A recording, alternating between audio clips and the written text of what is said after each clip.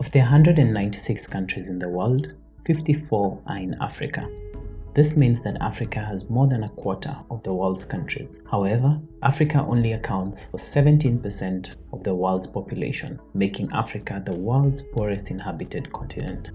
At present, 23 of the 54 African countries are poor countries, where the per capita wealth is under $1,000 per year, or less than $3 per day, explaining why lots of Africans live below the poverty line. Yet Africa is resource rich and has approximately 30% of the world's remaining natural resources, and there is a lot of interest and foreign investment coming into many African countries.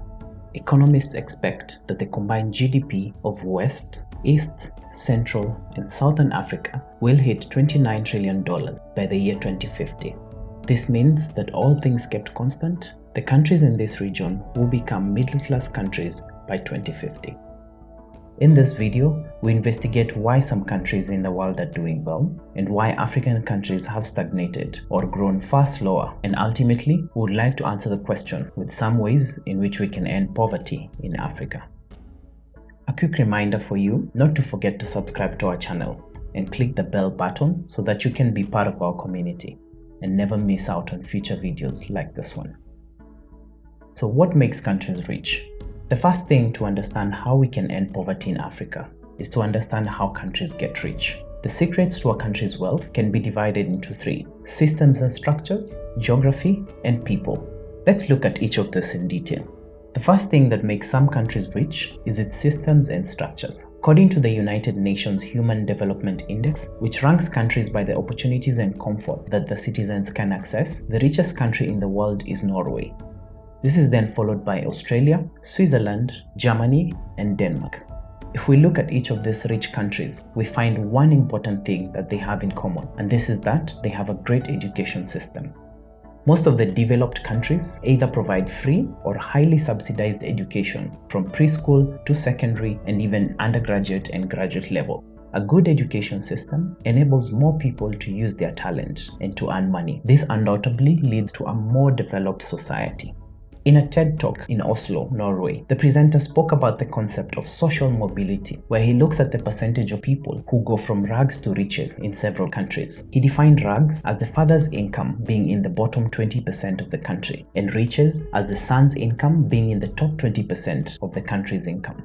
In an ideal situation, using the Pareto rule, it would be expected that only 20% of the sons would be able to make this move. In Denmark, Norway, and Sweden, which are some of the richest countries in the world, we see higher numbers of perfect social mobility because education is far more accessible compared to the US and African countries where education is much more expensive.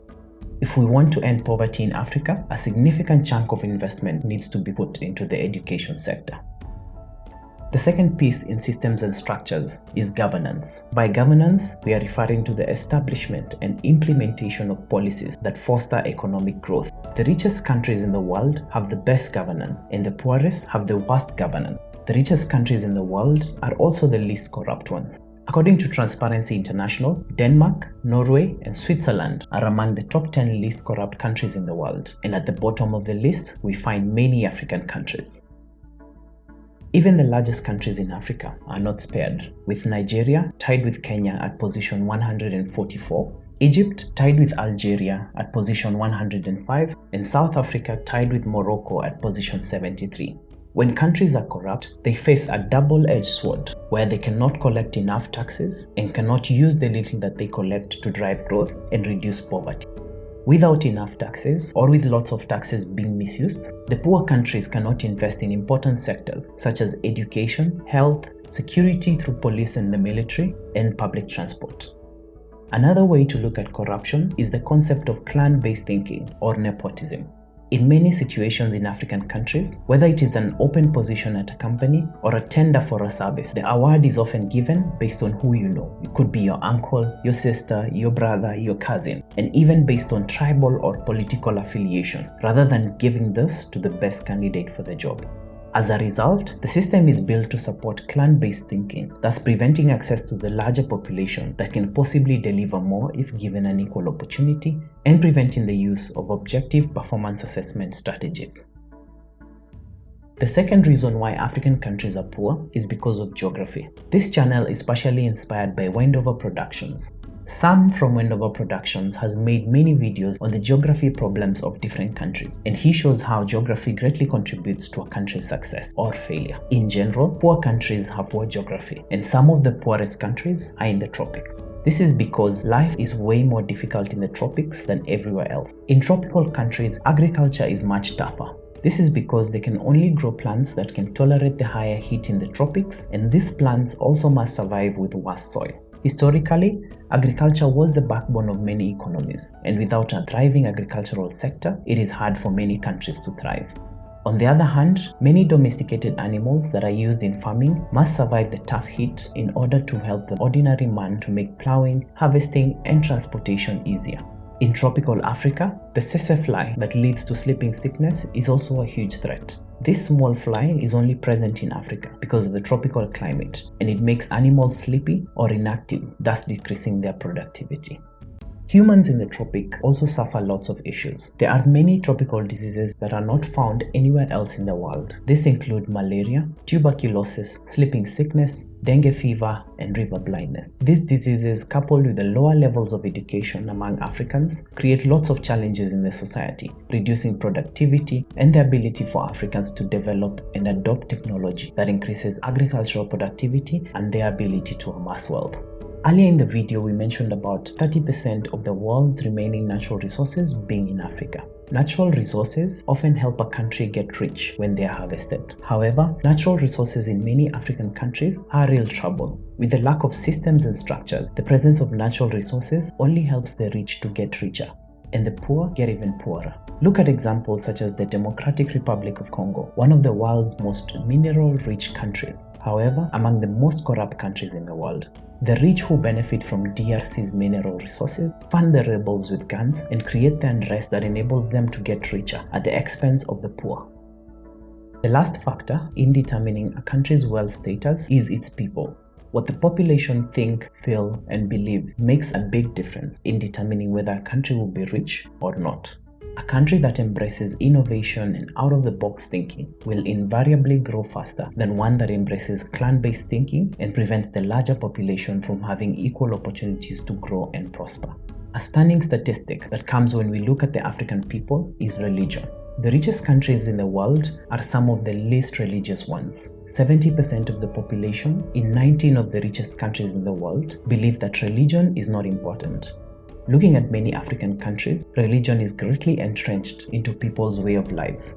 Almost everyone in Africa is a believer in one religion or another. 45% of Africans are Christians and another 45% are Muslims. The question that comes to mind is, why is religion bad for wealth creation?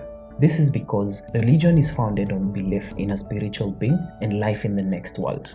Thus, religion is against materialism.